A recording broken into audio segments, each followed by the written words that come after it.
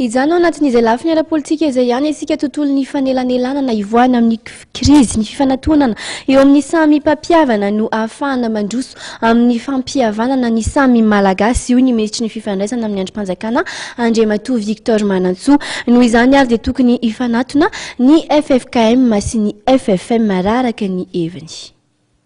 Fifanantonana sy fandeferana eo amin'ny samy mpampiavana ary mitatra malagasy tsirairay vahaolana mahomby entin'ny hitondrana amin'ny fampihavanana eto Madagasikara. Raha nambaran'Andriamatoa Victor Manantsoa, ministra fifandraisana amin'ny andrim-panjakana androany maraina teny Hebron teny Nanisana.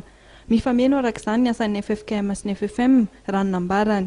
Dia eo koa zany dia tsara marina fa hoe eto amintsika zany amin'izao fotoana izao misy moa ny fivoriana zay nataon'ny FFKM. Every koa fa misy zavatra mahasara azy io fivoriana nataon'ny FFKM io.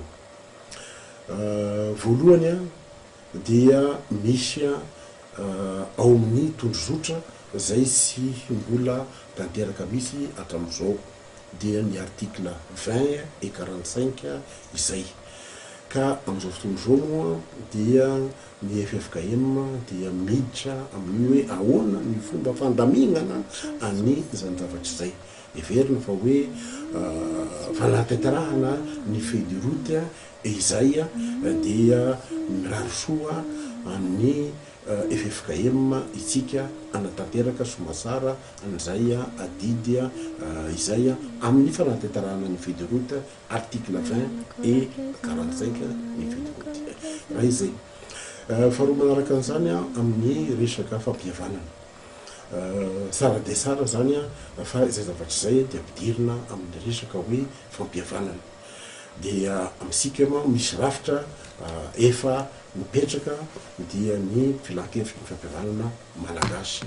Everiko fa hoe tsara no mifandefitra ny FFKM sy ny FFM dia mba mifanantona ary mijery miaraka ny fomba anatanterahana an'izany hoe fampihavanana ny malagasy izany rehetra, na ny fampihavanana ara-politika zany, na ny fampihavanana ara-historika zany, na ny fampihavanana rehetra amin'ny vahoaka malagasy zany. Dia everina fa hoe ireo mpampihavana ireo dia afaka hiavana ka dia zay no sosikevitra sosikevitra ary everiko fa hitondra amin'ny Madagasikara amin'ny tena fihavanana marina mihavana aloha ny mpampihavana dia mizotra amin'ny fomba ara-dalàna ny atao hoe saine fondation de la nation malagasy. Fa tao anatin'izany ihany koa ny nanamafisan'ity minisitra ity izay anisany namolavola ny fanatanterahana ny tondrozotra fa misy fanantenana lehibe ny fahatongavandreo vondrona raisam-pirenena ao anatin'ny groupe international de contact izay mamita hiraka eto Madagasikara. Ary maromaro ny fanapaha-kevitra zay noresina alohan'ny hatongavan'ny ny communauté internationale mba hoe misy ny zavatra everina fa hoe ekeny ny malagasy samby malagasy ary misy kosa ny zavatra mety mbola hodinena.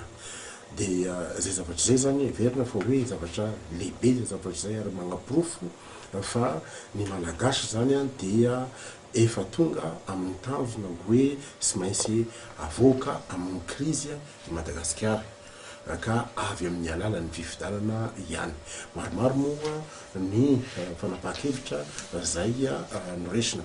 Anisan'ny voalohany amin'izay no fitenenana mazava tsara fa hoe sy misy afa-tsy ny feuille de route ihany no ahafahan'ny Madagasikara mivoaka amin'izao fotoana izao.